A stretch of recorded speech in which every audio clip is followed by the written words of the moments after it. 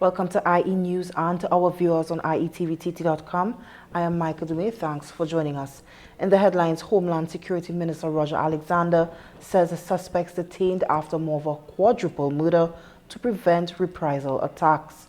Opposition leader Penelope Beckles criticizes government's handling of crime. Questions leadership. A man killed, wife injured in early morning home shooting in the Eastern Division. In our top story following Sunday's quadruple murder in Morva, Minister of Homeland Security Roger Alexander says several individuals have been detained as police move to prevent any reprisal attacks. Here's more. He noted that specialized units have been deployed with intelligence-led patrols and heightened surveillance now in place to maintain stability in the community.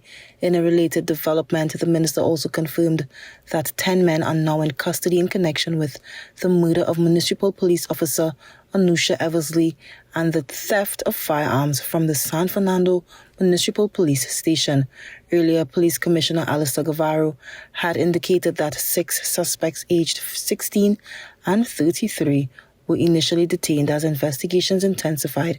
Minister Alexander assured that immediate measures have since been implemented to strengthen security at law enforcement facilities and protect the public.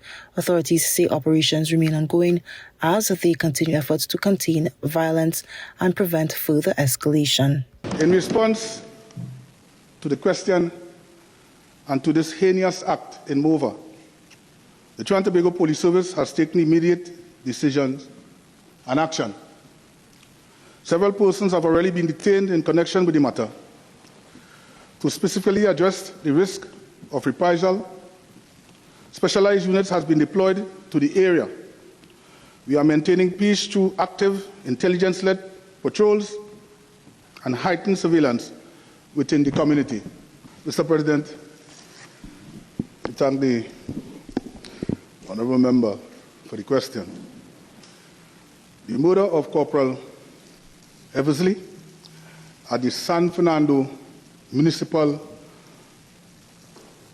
Local Government Police Station, Mr. President, and the subsequent stealing of firearms is a matter of great national concern. Since this incident occurred less than 48 hours ago, the Tobago Police Service has worked around the clock. I am confirmed that, according to the information from the Commissioner of Police, that 10 men, ages 16 to 33, are currently in police custody. We have made significant progress in the recovery of these stolen hardware, including 1 MPX submachine gun, 4 shotguns, 1 revolver, and 39 pistols. That includes also, Mr. President, 900 rounds of ammunition. Opposition leader Penelope Beckles is criticizing the government's handling of crime, raising concerns about leadership and accountability at the highest level. Here's more. Speaking at a People's National Movement town meeting in Digomartin on Monday, opposition leader Penelope Beckles accused Prime Minister Kamala Persad-Bosesa of downplaying the seriousness of the country's crime situation. She argued that recent statements by the Prime Minister suggest a reluctance to fully accept responsibility at a time when citizens are demanding stronger action to address escalating violence. The town meeting hosted by the People's National Movement also addressed issues such as landlord tax, but crime and national security dominated the discussion. Beckles told supporters that effective leadership requires accountability, particularly during times of crisis, and warned that public confidence could decline further without clear policies and decisive measures. She maintained that citizens are looking for tangible solutions as concerns over crime continue to grow. I want you to pay close attention to what the Prime Minister said yesterday in relation to the death of the police officer in San Fernando. The Prime Minister would have you believe that because it is a municipal police, the municipal police, when murder occur where the municipal police building is, that is not really a murder. Okay? And that have nothing to do with the police, because there's a different police. And she's telling all you, continue going around normal. How could you go around normal when a woman has been strangled? It matters not whether it's a police station, whether it's a market, whether it's a school, whether it's in a house. Murder is murder. And police is police. And they have the responsibility to keep us safe. So don't come and tell people, continue your business as normal. I want you all to continue to pay attention, because they're going to tell you all that your members of parliament didn't support the recent extension of the state of emergency. Gunmen opened fire on a home in the early hours of Monday, killing a father and injuring his common-law wife as children slept nearby. The victim was identified as 49-year-old Sean Charles of Emon Lane, who was shot inside his home shortly after 3 a.m. He was taken to hospital, where he was later pronounced dead. His common-law wife, 40-year-old Clarissa James, was also wounded during the attack. She sustained a gunshot injury to the upper back and remains hospitalized in stable condition. Police say the couple and 2 children were asleep when loud explosions rang out, and within moments realized that they had been shot. Officers of the Eastern Division responded and found both victims with gunshot injuries. Investigators also recovered several spent 9mm shell casings and other evidence at the scene. Both victims were taken to the Sandy Grande Hospital, where Charles was later declared dead. Police say no motive has yet been established, and investigations are ongoing into the brazen early morning attack. We pause for a moment. More news when we come back.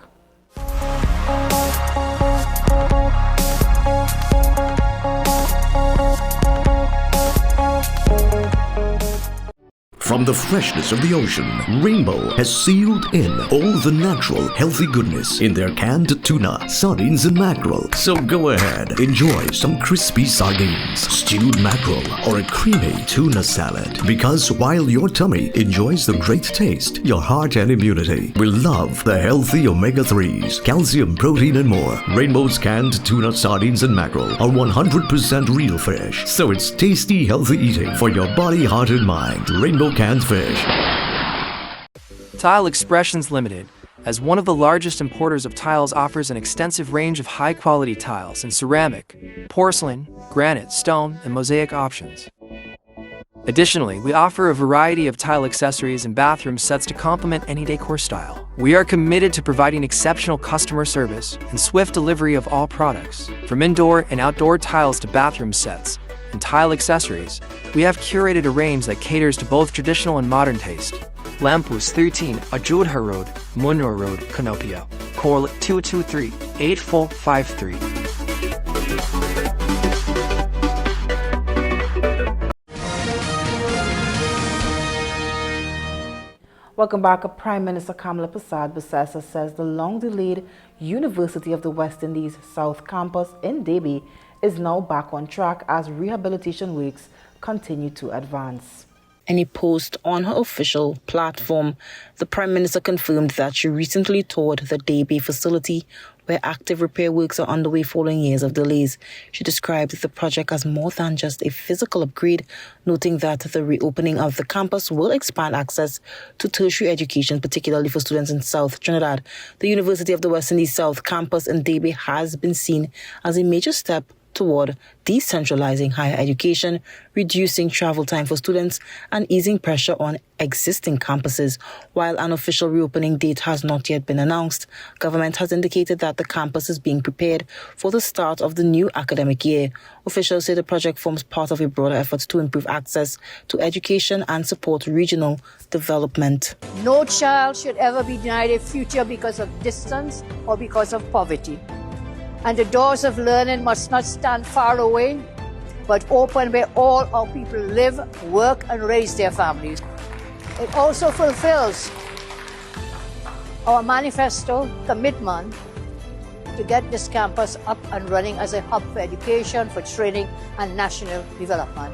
We say promises made, promises kept. Another one.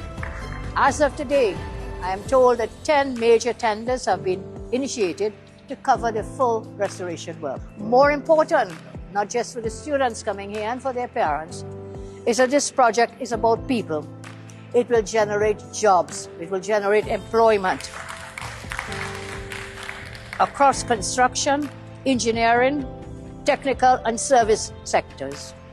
Beyond construction, reopening will drive at sustained economic activity. So what it will do, once we commit and we work very hard, allow the students, I said, Saparia, Pinal, David, Point Fortin, La Brea, Mayaro, Princess of Moruga, everywhere else, the chance, the opportunity to pursue a tertiary level education. A 77-year-old man has died after a structure collapsed at his home in Pinal on Monday morning.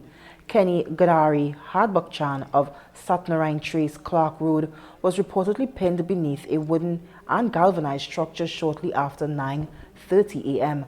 Relatives say they heard a loud noise and upon checking found him trapped and unresponsive under the debris.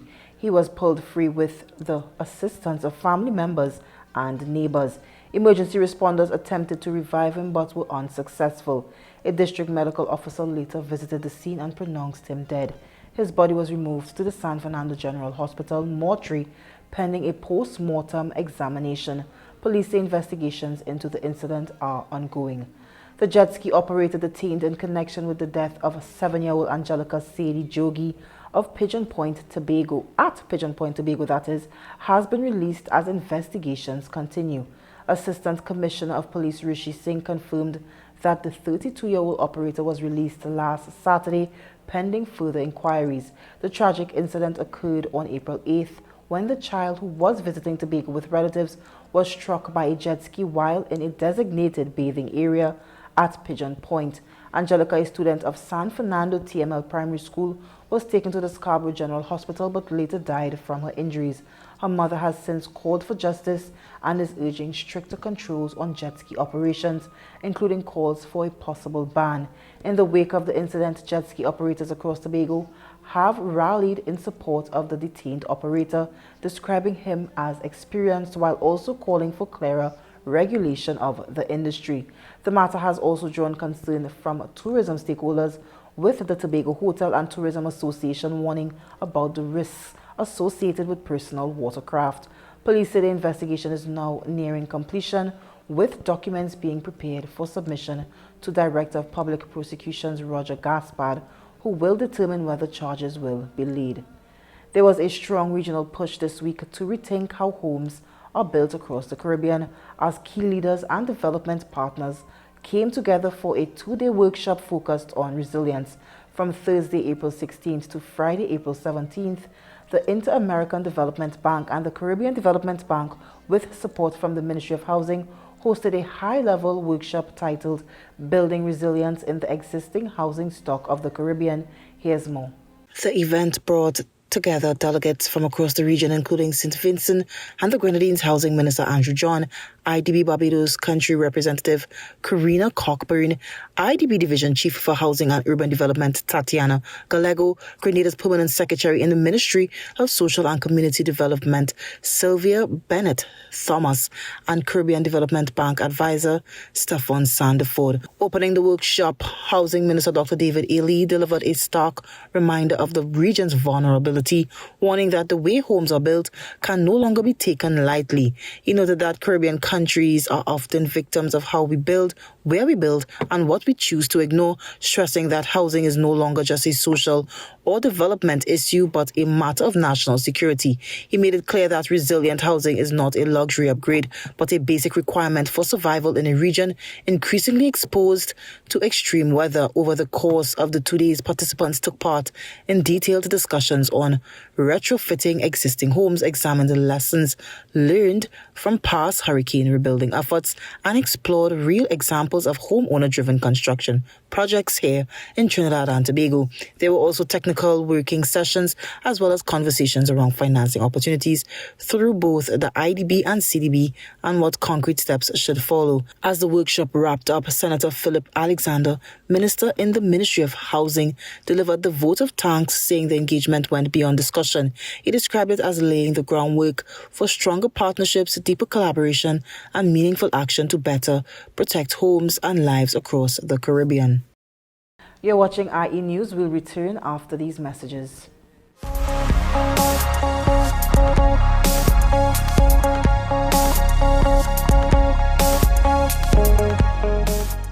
Attention all bakers, doubles vendors and roti makers. Try our high quality bromate free, all purpose and whole wheat flour. Low price and conveniently packaged in 2 pounds, 2 kg, 10 kg and 25 kg bags. For wholesale and retail prices, contact Shiklisho Limited at 665-3336 or 480-8715 or visit us at Warrenville, Canoopia. Shiklisho Limited, quality you can trust. On April 25th, gather around Team UNC for speeches on the state of the nation, including Prime Minister KPB 2.0. The people of our country can be assured that assets that belong to them are now being managed in a manner to bring the greatest returns to our country and our citizens. 37 years of party, 1 year in government. Congress 26 from the Couva South Hall car park, Saturday, April 25th at 2 p.m. Live coverage on this station and all streaming platforms. Better days are coming. Better days ahead.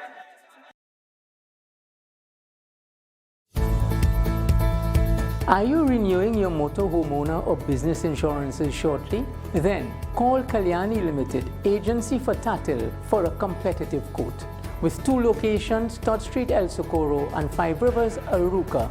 Please call us at 221-5051 or 227-5051.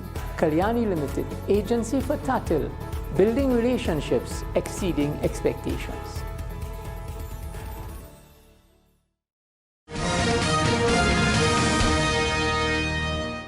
Welcome back. Minister of Public Utilities Barry Padarath says while the government is promoting workplace well-being through cultural and social initiatives, it is also moving decisively to address ongoing attacks on critical infrastructure. Speaking at Eid celebrations hosted by the Trinidad and Tobago Electricity Commission, Minister Padarath highlighted the importance of religious and cultural activities in boosting staff morale, strengthening teamwork, and improving productivity across state emergencies. He praised public servants as unsung heroes, noting that their contributions are often overlooked despite their role in maintaining essential services, and reaffirmed the government's commitment to improving working conditions and the wider economy. However, the minister also raised serious concern about continued acts of sabotage targeting the Water and Sewerage Authority. According to WASA, unknown individuals removed brass couplings from water service connections at 13 locations at Mount Pleasant Road, Carolina, Springvale, and Carolina Village between midnight and 4 a.m. on Friday, disrupting supply to several communities. Minister Padarath said authorities are intensifying security measures, including the installation of surveillance cameras, and are working closely with the Trinidad and Tobago Police Service to bring those responsible to justice. He warned that the government will soon go to Parliament to amend legislation and increase fines, describing existing penalties under the WASA Act as outdated and ineffective. The minister stressed that a zero-tolerance approach will be enforced, adding that such acts, whether politically motivated or otherwise, ultimately harm citizens across the country. He expressed confidence that ongoing police investigations will yield results in the coming weeks as efforts continue to protect vital infrastructure and ensure a reliable water supply. The opportunity to be an understudy of the Honorable Prime Minister, I see the value of religious activities, cultural activities, social activities that brings employees and their families together, that contributes significantly to the development of any state enterprise or any organization. And therefore, I was very happy to lend my support to the return of these events, whether it is Eid celebrations, Diwali, Christmas, or any other, because of the value that it brings in inculcating a sense of purpose and a sense of fellowship among our employees. Sometimes many of you are the unsung heroes that often get the criticism first and foremost, but it's very seldom that you get the praise. And this evening I want to say to you, thank you for your strength, your determination to keep the electricity company going as we observe 80 years of service to the people of Trinidad and Tobago. just as these persons, when they commit these acts, they too have families that are impacted by the loss of a supply of water in these communities. And therefore, we will be taking a zero-tolerance approach towards these continued attacks on WASA's facilities. Very soon, we'll be going to the nation's parliament to increase the fines.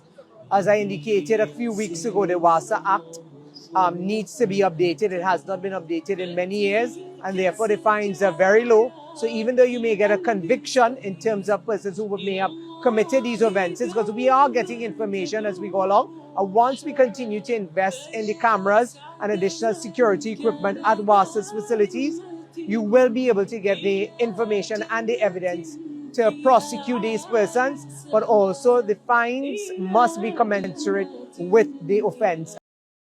Let's now take a look at some international news.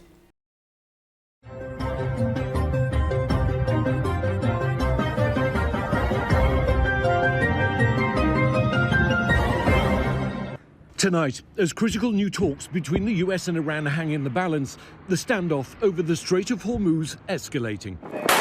This dramatic video released by CENTCOM showing the moment US forces attacked a ship that defied orders to turn around. CENTCOM saying the vessel ignored repeated warnings over a 6-hour period. Officials say more than 24 ships have turned round as a result of the blockade.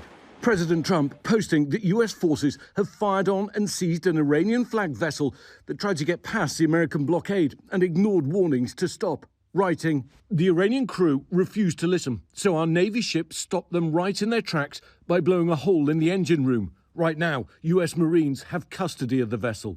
This comes one day after Iran fired on 2 Indian-registered ships near the Strait of Hormuz, the captain of one sending this angry radio message in audio obtained by ABC News. Sepa Navy, this is Motorenga Sanmar Header. You gave me clearance to go. My name second on your list. You gave me clearance to go. You are fighting now. Let me turn back. And now uncertainty over planned peace talks in Islamabad tomorrow. Hours after President Trump announced that a high-level US delegation was headed to Pakistan, Iran's state news agency reported that Tehran rejects taking part in talks and that the US naval blockade of Iranian ports is violating the ceasefire. The impasse comes with time running out on the ceasefire between the US and Iran, scheduled to expire Wednesday. And unfortunately, we'll have to start dropping bombs again. This morning, President Trump doubling down on his threats, telling our John Carl that a peace deal will get done one way or another, the nice way or the hard way. It's going to happen. You can quote me. And tonight, Pakistan trying to bring the US and Iran together. Prime Minister Shehbaz Sharif speaking by phone with Iran's President Masoud Pezeshkian, but it's still not clear if talks tomorrow will happen. A Louisiana community is grieving tonight after 8 children were shot and killed in what police are calling a gruesome crime scene. We have 3 crime scenes just here in Shreveport. One of them is incredibly gruesome in nature, and it's going to take several hours to process. The children are between the ages of 1 and 14 years old. Police in Shreveport calling it a domestic disturbance. 7 children found dead inside one house. There was an additional deceased child that looked like he had tried to escape. The gunman leading police on a chase. Officers killing the suspect, who they say was related to some of the children who were killed. Neighbors distraught hearing the news. We don't know what has happened, but we know it's still a God above, and we need prayer.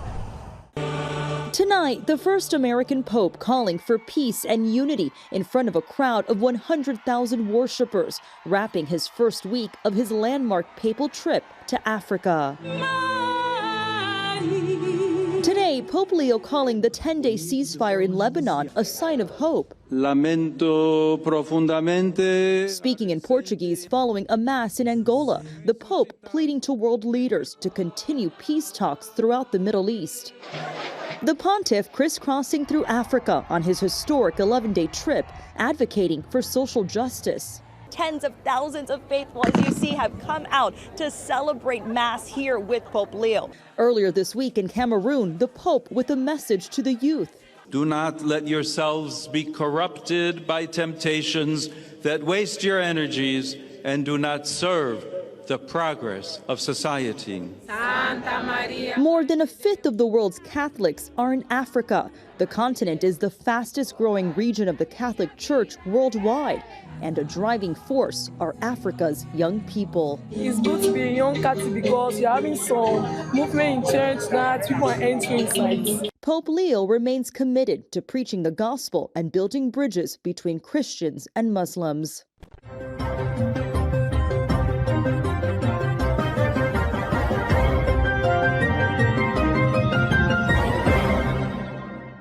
When we return, your weather update and more, stay tuned.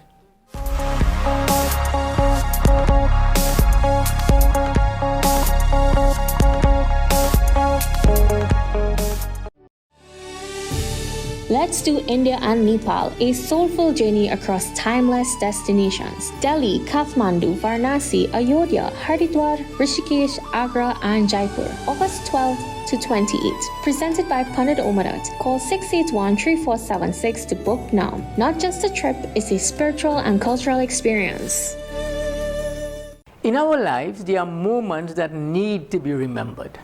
Are you hosting a Ramayana Yagya, religious or cultural event or celebration? Would you like to have it aired live on IETV or recorded for playback later? We will air your program on IETV and IE Radio, with your viewers joining locally and internationally. Your family and friends worldwide can view on www.ietvtt.com or listen on ieradiott.com. To make arrangements, call or WhatsApp IETV at 784-9880.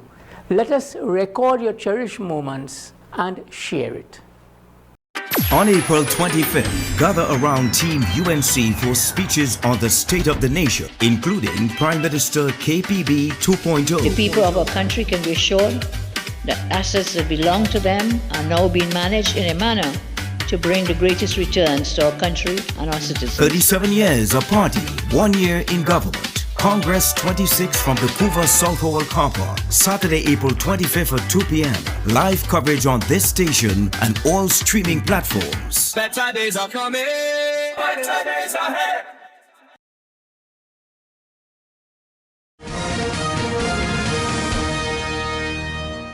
Welcome back to IETV's Major News. Let's take a look at today's weather forecast. In today's weather update, Tuesday, April 21st, was generally partly cloudy to occasionally cloudy across Trinidad and Tobago, with warm and humid conditions throughout the day. During the afternoon, there were periods of increased cloudiness, bringing isolated to scattered showers mainly across central, eastern and southern districts, while other areas remained mostly fair. Daytime temperatures reached around 32 to 33 degrees in Trinidad and near 31 in Tobago. Winds were light to moderate from the east at 15 to 20 kilometers per hour. Sea conditions were slight to moderate with waves between 1.0 and 1.5 meters in open waters and below 1 meter in sheltered areas. Sea levels remained within normal limits. Tonight is expected to be mostly cloudy with a few brief showers, particularly during the late evening and early morning hours. Conditions will remain warm and humid, with overnight temperatures settling around 24 to 25 degrees Celsius. Winds will remain light to moderate from the east, while seas will continue slight to moderate with waves near 1.0 to 1.5 meters. Sea levels are expected to remain normal, though slightly choppy conditions are possible in open waters. For Wednesday, expect mostly cloudy to occasionally cloudy skies with a few passing showers, likely especially during the afternoon, bringing slightly more unsettled conditions. Temperatures are forecast to reach around 31 to 32 degrees in Trinidad and near 31 in Tobago, with humid conditions continuing. Winds will be east to east northeasterly at 15 to 20 kilometers per hour, and seas will remain slight to moderate, with waves up to 1.5 to 2.0 meters in open waters and around 1 meter in sheltered areas, while sea levels remain within the normal range. Let's take a look at some crime news.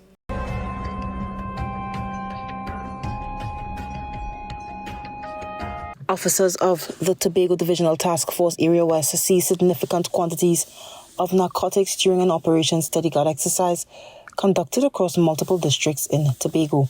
Between the hours of 9:30 a.m. and 7:10 p.m. on April 18th, coordinated operations were carried out in the Scarborough, Chavan Road and Crown Point districts. During the exercise, officers searched a mute suspect along New Road, Buku, where they discovered 0.7 grams of cocaine on his person. In a separate incident within the Chauvin Road district, another male suspect was arrested after being found in possession of 157 grams of cannabis. Additionally, acting on intelligence, officers proceeded to a residence located at Roach Trace, Mount Pleasant. Upon entry, officers observed a female occupant exiting a bedroom holding a transparent plastic bag. The woman attempted to dispose of the item by flushing it down a toilet. However, officers intervened and retrieved the package. The substance was later identified as cocaine, weighing approximately 120 grams. Investigations into these matters are ongoing.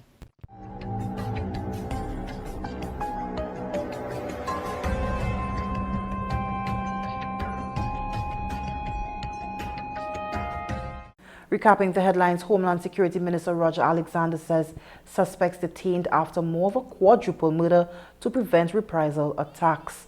Opposition leader Penelope Beckles criticizes government's handling of crime, questions leadership. A man killed, wife injured in early morning home shooting in Eastern Division. Well, this is where we leave you for now. On behalf of the entire news team, I am Micah Dumi. Thank you for joining us.